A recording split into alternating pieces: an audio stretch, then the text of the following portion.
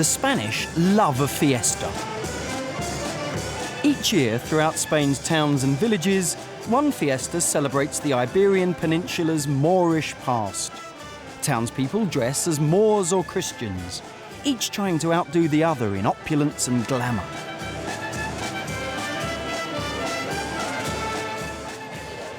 Whether the battles represent the Moors invading Spain in the 8th century or the Moors being kicked out in the Christian Reconquest is sometimes unclear, at least to those taking part.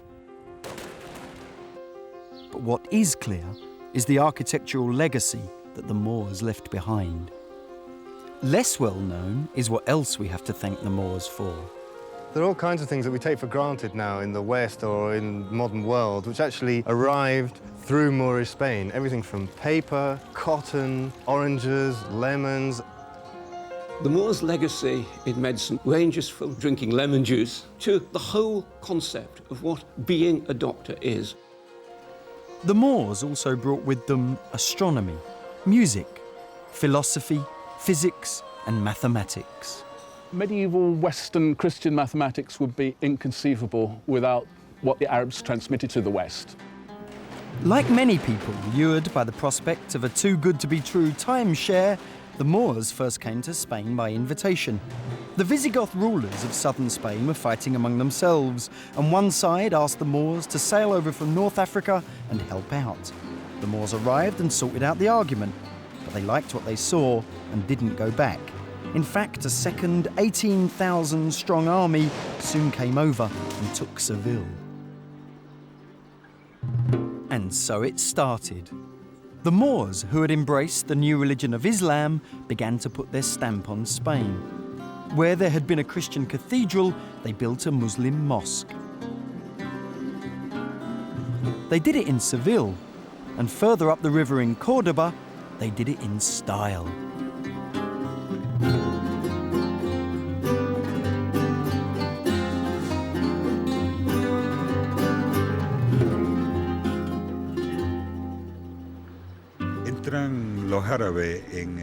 The Arabs arrived at the beginning of the 8th century. Like all those who entered the city of Seville, the Arabs arrived in the city by coming up the river Guadalquivir. They came because it was the initial route followed by the expansion of Islam. Islam extended over much of the area that the Roman Empire had done. There is little left of Moorish Seville, most of it obliterated by the twin demands of modern commerce and Christianity.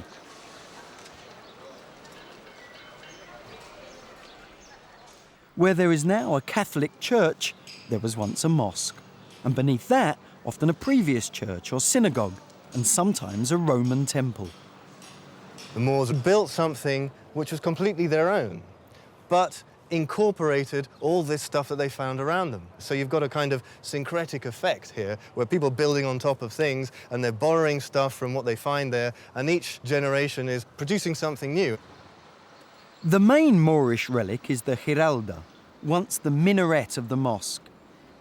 Even then, only the lower part is original from the late 12th century and has been transformed into the cathedral bell tower.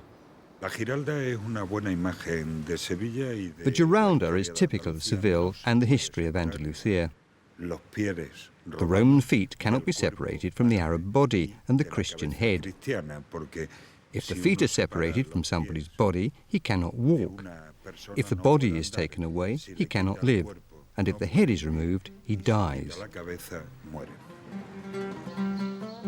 The site of the ancient mosque is occupied by a cathedral conceived in the 15th century.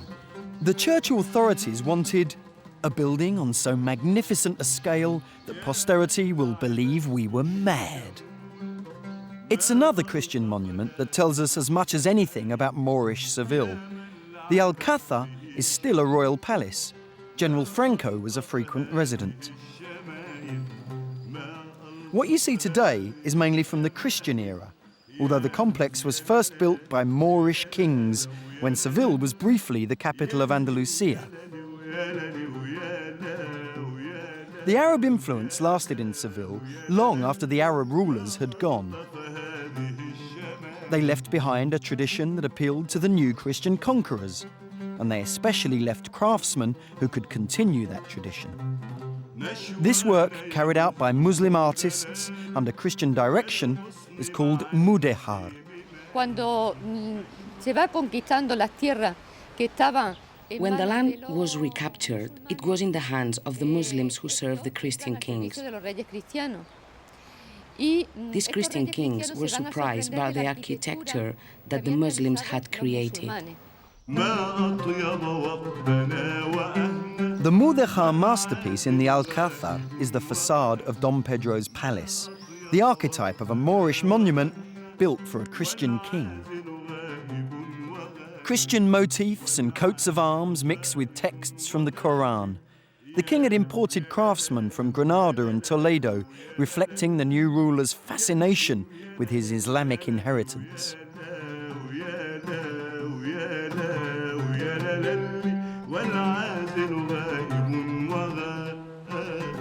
In Moorish times, the river Guadalquivir was navigable up to Cordoba.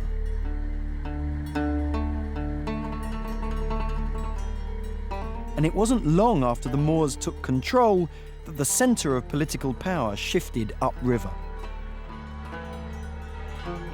Cordoba is now an unassuming Spanish provincial capital, but for a few decades it became the second city of Europe.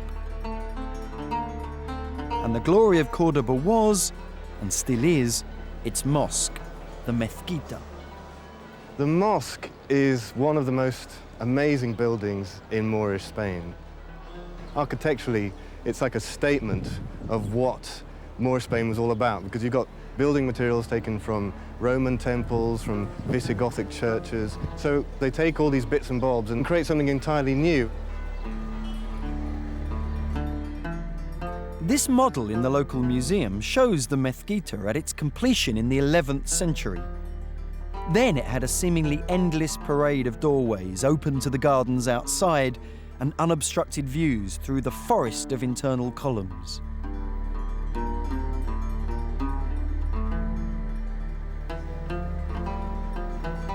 It's the most important mosque in the city. People used to come here for the noon Friday prayers. It's a bit like going to a cathedral on Sunday. So you want to fit as many people in as possible. The other thing which hits the visitor to the Mezquita is the row upon row of red and white arches. Dazzling, hypnotic, but very, very practical.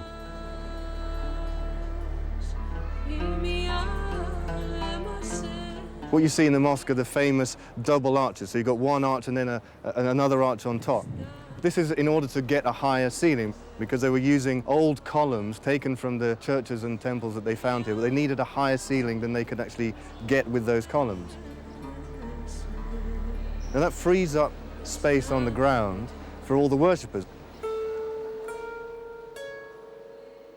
The Mezquita, like most great buildings, wasn't the total product of one sudden flash of inspiration. It was extended and enlarged through generation after generation. Throughout this process, one sparkling jewel shines through, the mihrab. The mihrab is the focus of worship in a mosque. Here, framed by recycled Visigothic columns, the mihrab is, at its simplest, a niche in the wall indicating the direction of Mecca.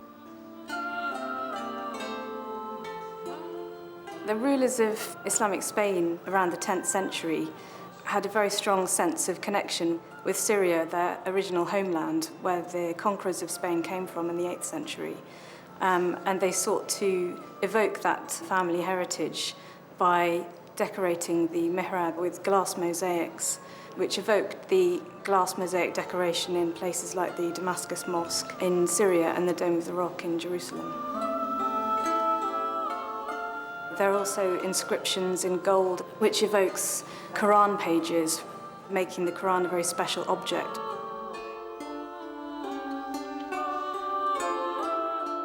But the Mezquita's function was not just religious. La Mezquita es un edificio único. The Mezquita is a unique building. It had the special function of being able to contain the complete town inside its walls. It was a building in which people not only came to pray, but also met to discuss political and economic matters. It was the place that received the message telling the troops to go off to war and telling them that the war was over. With all that coming and going, the Moorish designers paid special attention to the entry points to the mosque. The oldest one of those is called the doorway of the viziers. And what this did was it set the model for the later doorways that were built when the extensions to the mosque were being built. And what you've got is your central doorway where you've got a horseshoe arch. And if you look at the way the stripes are done, they don't just point to the center of that circular archway, they point down to the bottom. And that creates an effect like a rising sun or a setting sun. And then around that circular horseshoe archway, you've got a square frame, that's called an alfith. Arab architects love playing around with round forms and square forms and putting them together. Then on top of this alfith, you've got blind interlocking archways. And then right on the top, you've got these kind of battlements. And some people said it's to make the mosque like a fortress of faith. Even at the peak of their power, some Arab rulers rejected the glorious entrances in favour of a modest side door. Islamic leaders often feared a violent end. So one built an arched walkway stretching across to the site of the ruler's palace, now the bishop's palace. He could then visit the mosque without bumping into would-be assassins. Put aside the glories of the mihrab or the red and white arches, an astonishing anomaly hits you full on. A Christian cathedral built inside a Moorish mosque. In one sense, it's a symbol of Christian triumphalism. In another, just the next round in a historical saga where Visigoth superseded Roman, Muslim built on Visigothic, and then Catholic replaced Islamic. Even in medieval times, this wasn't without controversy. The Emperor Charles V, who gave the go-ahead for the cathedral, was appalled by the result. He is said to have told the Catholic authorities, "You have taken something unique and replaced it with something that can be seen anywhere." But perhaps we should be grateful. La Mezquita está de pie gracias a esa The intervención. Mezquita is still standing due to the Christians' intervention. If they hadn't intervened, it could be in ruins or an abandoned building. The cathedral as a cathedral is an impressive piece of engineering work because it completely respects the proportions of the old mosque. The traditional orange tree patio outside is still a lure for gossip and chit-chat. But where the arches were once open, they are now bricked in, and the pleas of modern Muslims for access to pray in the ancient mosque have been denied, a far cry from the height of Muslim power. This was the political and cultural high point of Moorish power in Al-Andalus. The golden age stretched for most of the 10th century. The principal character was the Amir Abd al-Rahman III, whose victories against the Christians in the north earned him the title Al-Nasir the Victorious. Abdurrahman III was actually a redhead and had a red beard because he was only a quarter Arab. His mother was from Navarre and his grandmother was from the north of Spain. So he actually had to dye his beard and his hair black in order to look more like an Arab, you see. He was worried that people weren't going to take him seriously. He took himself seriously enough to assume the title Caliph, a matter of great significance in a competitive world. A Caliph was the messenger of God, or the messenger of the Prophet Mohammed, and supposedly divinely appointed. With this came the promise of an afterlife in paradise. But for Abd al-Rahman III, this wasn't enough. He built gardens to create a paradise on earth. The abundance of the Moorish gardens is still evident everywhere in Andalusia. Every alley is shaded by vines, every patio overflows with petals and leaves, and everywhere there is water, cooling the air as the water evaporates and refreshing the spirit.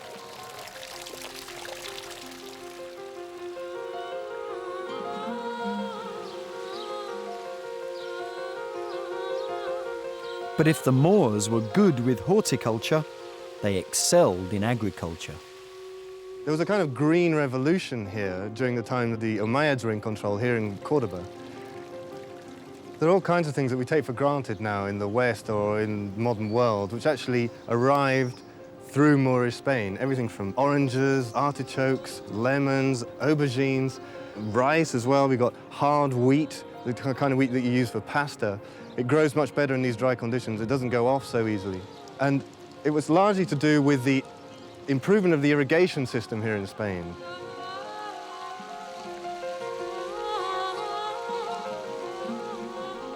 Even high in the Sierra Nevadas, they introduced agricultural irrigation on a grand scale, turning thousands of hectares of unproductive scrub into fertile farmland.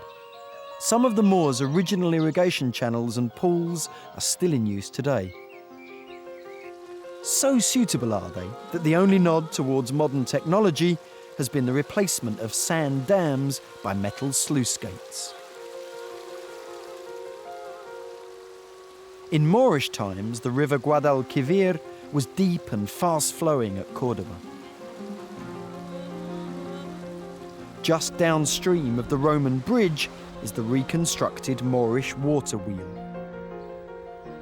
In Moorish times, a whole fleet of these wheels was spread across the river. The flow of the river turned the wheels, which filled and lifted the pots, which emptied into an aqueduct, which carried the water to the city. Sadly, the attraction of the earthenware pots for target practice has proved irresistible for Cordoba's youth. Only one lonely pot remains intact.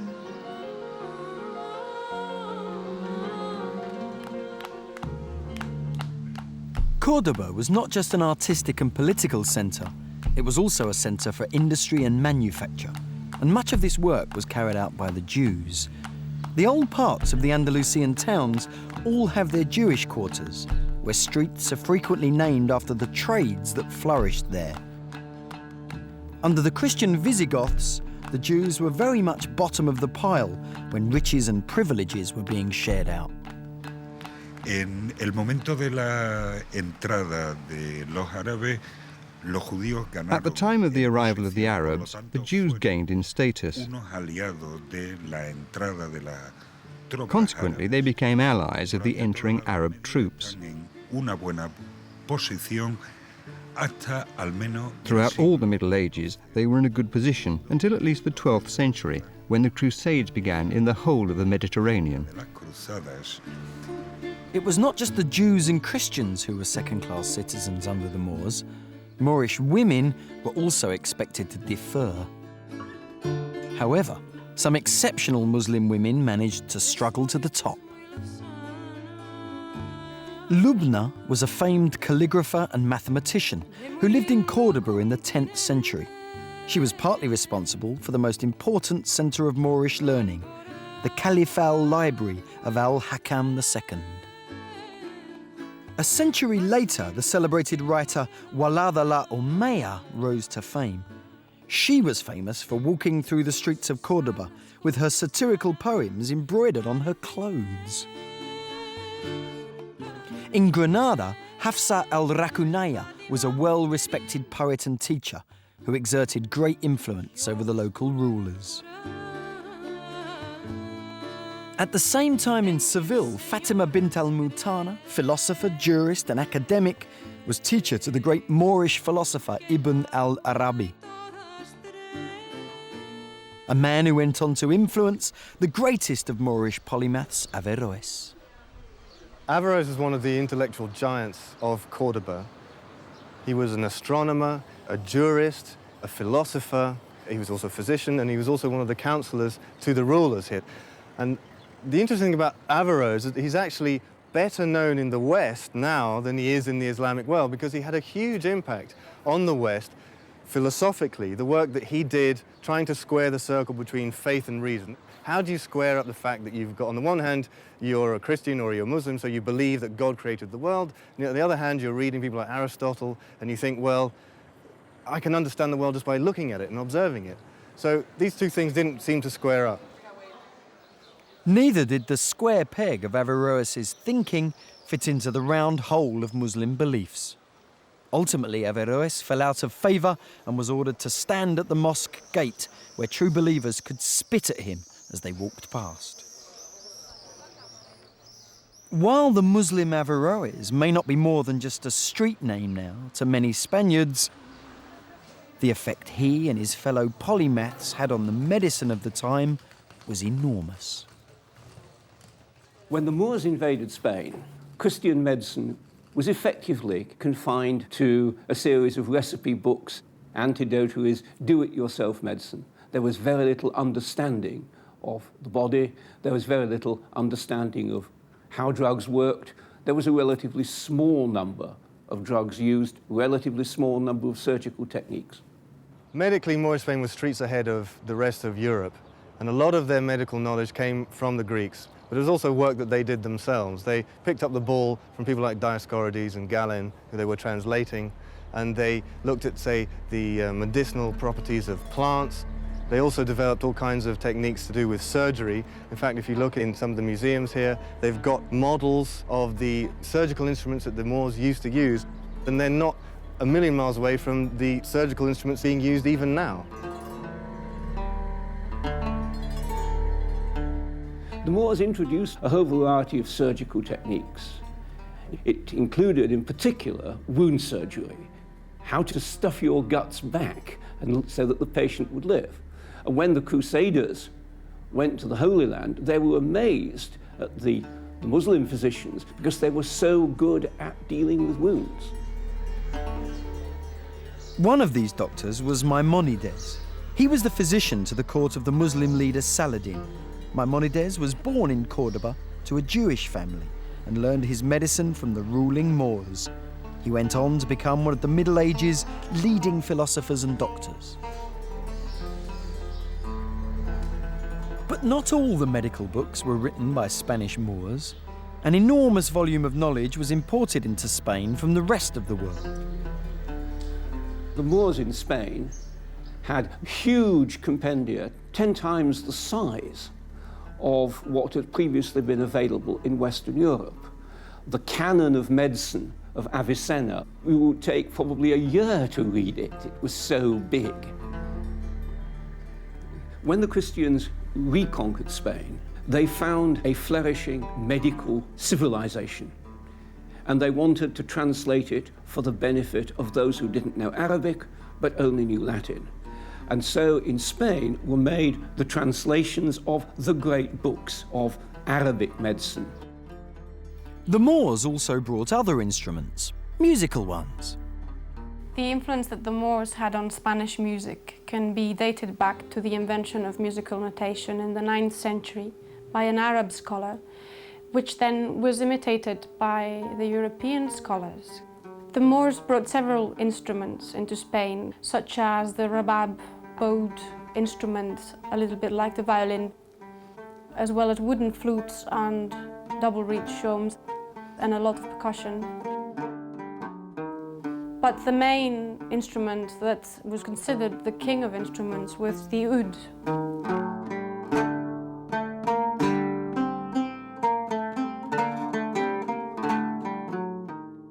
And the oud begat the lute, and the lute begat the guitar. The modern guitar is created from the lute, and the lute originally had 4 strings, but there was a Baghdadi musician who came to Cordoba, and one of the things that he did was added a 5th string to the lute. Now, the original 4 strings were meant to represent the 4 classical humours, and what this chap did was he said, well, what's missing is the human heart, so he added a 5th string, and from then you get a 6th string added, and that's how the modern guitar is developed. The guitar enabled the player to strum, whereas before we'd had the single line melody of the oud and the chordal soft harmony of the lute, whereas the guitar could introduce rhythm into the music.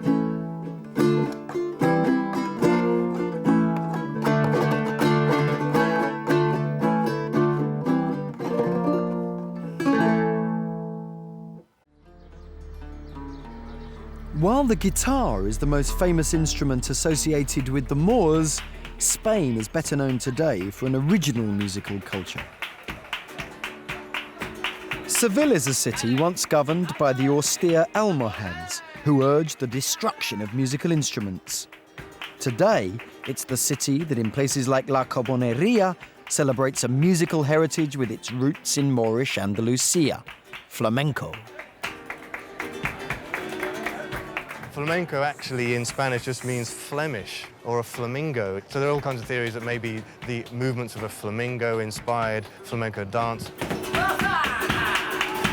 There's quite a debate as to what extent the Moors influenced flamenco. Flamenco is really a hodgepodge of all kinds of musical forms. You've got Byzantine influences, you've got North African influences, you've got Jewish influences, you've got Andalusian folklore, you've obviously got the gypsy influence as well. There are certain rhythms that you find in flamenco, like a 12-beat rhythm, which is very common in certain North African musical forms. How much of flamenco comes from the Moors, again, it's very difficult to say, but something is definitely there.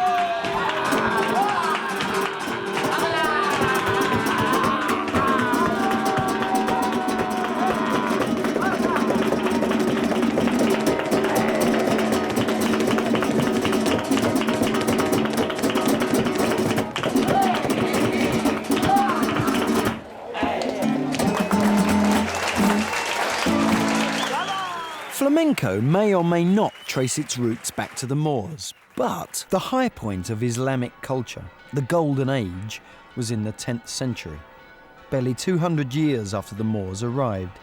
This was when the ruler of Cordoba declared himself Caliph, God's representative, and he held sway over huge tracts of southern Spain.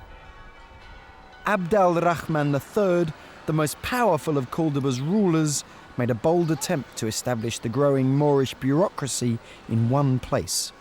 The needs of a steadily expanding population had outgrown Cordoba. So in about 936, the Caliph started to build his own new palace city from scratch on Cordoba's outskirts. He called it Medinat Al-Zahra. The name is said to have been that of his favourite concubine, another of those comforting legends which the killjoys always doubt. What you see today may be only about 1/10 of the vast sprawl dominating the rolling countryside. Medinat Al-Zahra was home to 20,000 officials on the government payroll. Building the city alone had taken up to a third of the state's annual budget. It was intended to impress, and it succeeded. We've got certain accounts from the time of Christian diplomats, emissaries who came to Medinat Al-Zahra, and they were just amazed by this fantastic city that he'd built. They built it in the same style as the mosque in Cordoba. So you've got, again, the horseshoe arch with the red and white stripes. It's like a logo for Moorish Spain at this time. You'll find it all over Spain, a bit like the golden arches of McDonald's or something like that. Well, they would use their horseshoe arch with the red and white stripes as their logo. The surviving showpiece, built in 953, was the Salon Rico, where, under a trademark horseshoe arch, the Caliph held his official audiences. The star of the show was a nearby pool of mercury. Silver shafts of reflected sunlight flashed around the room when the slaves stirred it. What we see of the Salon Rico is the result of painstaking research. The archaeologists have been careful to reconstruct only what they know to be correct. One of the oddest sights at the Medinat Al-Zahra is this lonely, reconstructed bath in the residential section. In those days, immersion baths were uncommon. In Jaén, there's a complete Moorish bath complex that has been uncovered and painstakingly restored. Here and elsewhere in Muslim Spain, the bath was really subsidiary to the mosque. It was chiefly used for ritual ablutions, and especially by men before the Friday prayers. People bathed by sloshing water over themselves and then steaming and drying. The baths were fed by a complex set of channels carrying the water from local hot springs. There are cool baths, warm baths, hot baths and dressing rooms, all beneath the 8-point star motif skylights, common in Moorish baths. The stars were an abiding passion for the Moors. They amassed a huge knowledge of astronomy. They also excelled at mathematics. Algebra is an Arabic word. With that and the understanding of geometry they'd rescued from the Greeks and a number system borrowed from India, they produced some remarkable results. One of the best examples of what they have is the astrolabe, and I've got one here. This is a planispheric astrolabe, it's called. It's used for some basic mathematical activities like telling the time, but it does so without a mechanism, without clockwork. It does so by astronomical means, by measuring things in the sky, how high the sun or a star is above the horizon. And it has, on the back, it has a rule which has some holes in the end. And you can take the light of the sun coming through the tiny pinholes, and that will be used to work out how high the sun is above the horizon. And then you can locate it on the other side, where you have essentially a star map. And by turning this part around, locate where the sun is in the sky, or where a star is in the sky, and use that to give you the time. And a thing like this is intended to be used in different parts of the world, so it can be used in Mecca as well as in Spain. But the golden age of Al-Andalus was beginning to tarnish. The threats of Christian reconquerors and internal political struggles led the caliphate to crumble. Cordoba itself was infected by the chaos. Because the caliphate itself had fallen into disrepute, things just started falling apart at the seams. They'd brought in a lot of mercenaries from North Africa, and they were stationed here in Cordoba, and they just went bananas. They started pillaging and looting and just marauding around the city, and things began to just fall apart. So eventually what happened was that various kingdoms started setting themselves up within Moorish Spain. People started breaking away from the political center here in Cordoba, and even little villages would just suddenly start up and say, well, actually we're a kingdom now, and they just break away from Cordoba. One by one, Seville, Cordoba and the upstart new kingdoms all fell to the Christians.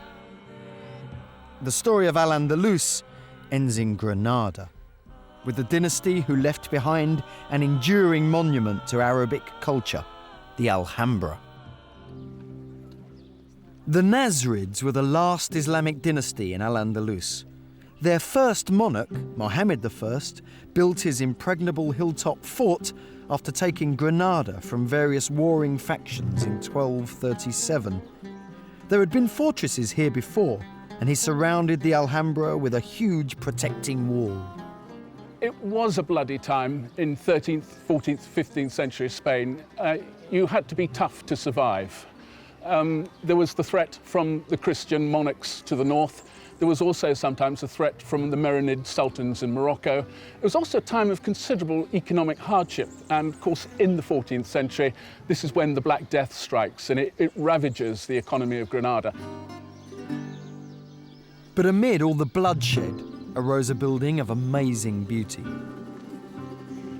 The palace complex is entered through the Cuarto Dorado, with its richly patterned back wall and wooden beams. The materials in the Alhambra create this lace-like effect, which seems a little bit like the icing on a cake. But actually the materials, plaster, are quite cheap materials. And it's because the Nasrid rulers who built the Alhambra were very weak politically, and economically their situation wasn't very good, so they made the best of what they had.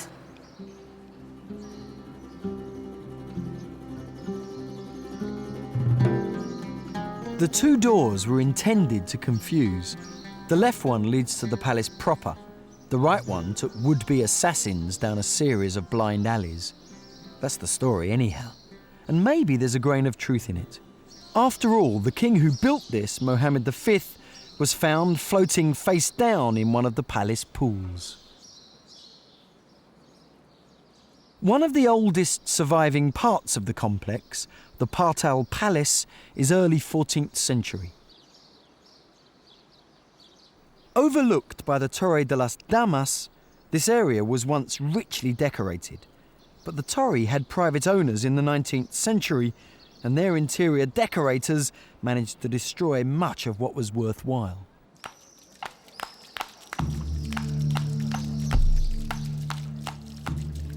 The Court of the Myrtles looks approximately as it did in the 14th century, with one important exception.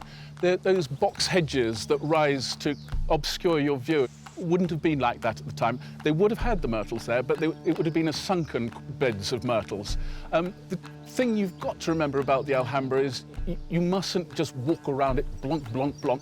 What you've got to do is sit down. The architects actually designed all the windows very low. They designed the views to be seen from a position of sitting on the floor.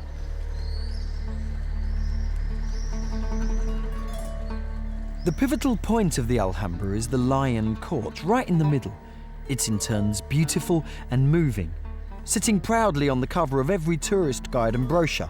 But we still don't know exactly what its function was. It might have been political, might have been religious. Most likely, it was the customary mix of the two. Lions were a very strong symbol of royalty and authority since ancient times. And many ancient rulers had lions, real and sculptured, under their thrones or associated with their palaces. In the Court of the lions in the fountain very much evoke the royalty and power of the Nasrid rulers. It's long been thought that the Lion Court was the private palace of the Nasrid sultans, where he kept his harem. It was a place of voluptuous luxury. I think not. I think, in fact, the Court of the Lions, though it doesn't look it, was actually a religious training college. It looks like a lavishly decorated palace, but that's the way religious training colleges of the same period in Morocco look. As you walk around the Alhambra today, it looks really rather pleasantly sandstone, and the Court of the Lions has been compared to a Zen Buddhist rock garden. It looks so austere.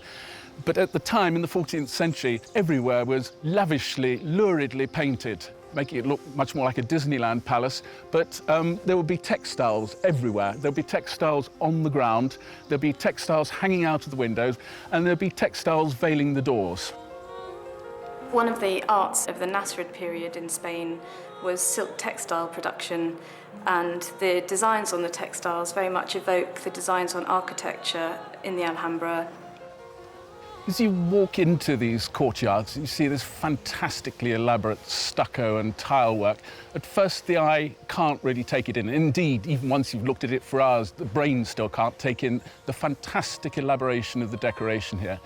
The decoration is compounded of three elements.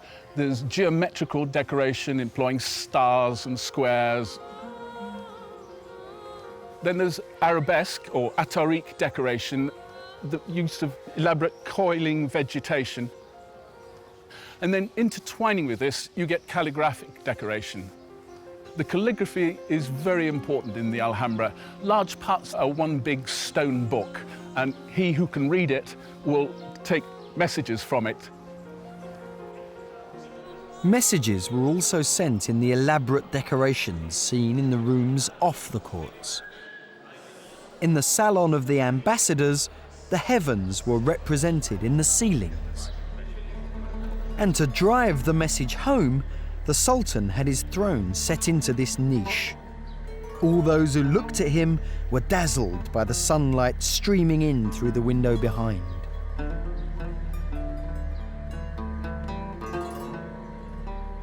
It was a fairly hedonistic kind of place, and you sort of get the feeling that they knew that they were at an end of an era.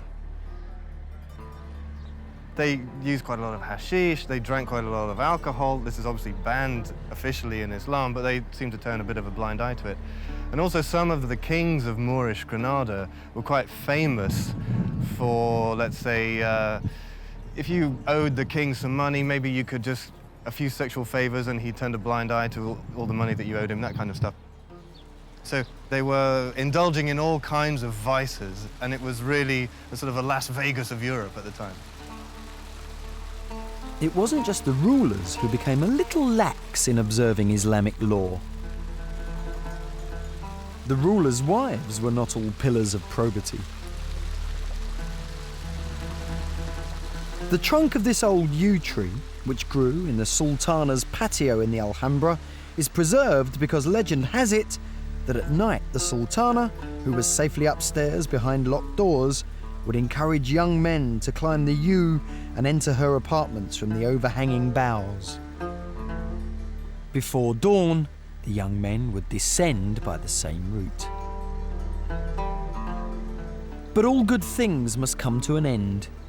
In 1492, the Christian armies of Ferdinand and Isabella took Granada. In the end, I suppose the Reconquista was able to draw on much larger resources. It wasn't just Christian Spaniards fighting against the Moors, it was also French and English volunteers flooded to join the Reconquista. And slowly, Christian military technology, gunpowder technology, overtakes that of the Muslims. One of the gates of the Alhambra, the Puerta de la Justicia, bears a graphic illustration of an old belief that turns out to have been untrue. The saying was that when the hand of Fatima grasps the key, the Alhambra will fall. But although the reconquerors placed a Christian icon between Fatima's hand and the key, it's still beyond her grasp. The reconquering Christians were fond of stamping their victory over the signs of Islam. In Seville, they built the world's biggest Gothic church on top of a mosque, erected a Christian palace on top of a Moorish one. In Cordoba, they built a cathedral inside the mosque, erected a Christian palace on top of the Moorish Alcázar. But in Granada, they were far less destructive. When Ferdinand and Isabella walk into the Alhambra in 1492, flushed with victory, they look around it. The place is really shabby, it's really run down. But unexpectedly, for such militant Catholic monarchs, were really very Moorish in their tastes for gardens, inner living costumes. And the first thing they do is they get Muslim craftsmen in to repair the place and to restore it to its former glory. Charles V, similarly, their grandson, when he comes here, he says, God, this place is a knockout, and he does a lot to keep it standing. I know he demolishes a bit to make room for his own palace, but he nevertheless is one of the people who is responsible for the survival of this palace. Charles built his own palace in the Alhambra in 1526, partly paid for by a special tax on Muslims. He wasn't just influenced by triumphalism. He's said to have got fed up with the cold and the damp of the original Alhambra, and he wanted something with more mod cons. The result has earned a grudging praise, although Charles himself never got the benefit, as he left Granada shortly after commissioning the palace and didn't go back. His grandparents, however, were there to stay. While Ferdinand and Isabella were prepared to enjoy many aspects of Islamic culture, they were not prepared to put up with any religion other than Catholicism. Convert or go was the message, and the Spanish Inquisition ensured conversion was total. They would pick up people on all kinds of silly little things. In the later period, they'd pick up Moors for eating couscous, for example. This was seen as being incredibly heretical, obviously a sign that you're a closet Muslim and you hadn't really converted to Catholicism. Olive oil was seen as a really bad thing as well, because true Christians cook with butter and only dodgy Arabs cook with olive oil. This is totally crazy. I mean, obviously, olive oil, thankfully, is one of the things that survived the Inquisition. Having supervised the last stages of the reconquest of Spain, Ferdinand and Isabella then set their minds to foreign conquest. They bankrolled a young man called Cristobal Colón. We know him better as Christopher Columbus. The riches that Columbus brought back from the New World were all channeled through Seville. Once again, the Moorish heritage came in useful. The Moors had built a tower on each side of the river, between which barriers could be lowered to block the river and protect the city. Ferdinand and Isabella adapted one of these towers to become the receiving house and strong room for all the gold coming from the Americas, hence its name, the Torre del Oro.